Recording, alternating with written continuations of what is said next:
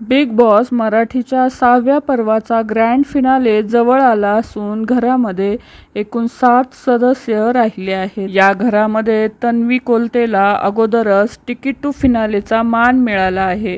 ती फिनालेची पहिली फायनलिस्ट ठरली आहे। त्यामुळे तन्वी कोलते ही डायरेक्ट फिनालेमध्ये पोहोचली आहे। तसेच सदस्य रेवा कौरसे ही घराची कॅप्टन असल्यामुळे ती या घरामध्ये सेफ आहे। त्यामुळे या आठवड्यात या 7 सदस्यांपैकी कोणता सदस्य बिग बॉसच्या घराबाहेर जाणार याचीच प्रेक्षकांना उत्सुकता लागून आहे। समोर आलेल्या माहितीनुसार राखी सावंत आणि विशाल कोटियान हे 2 सदस्य डेंजर झोनमध्ये आहेत। तर समोर आलेल्या ओपनिंग वोटिंग ट्रेंडनुसार राकेश बापट हा पहिल्या क्रमांकावर आहे आणि दुसऱ्या क्रमांकावर अनुश्री माने ही आहे।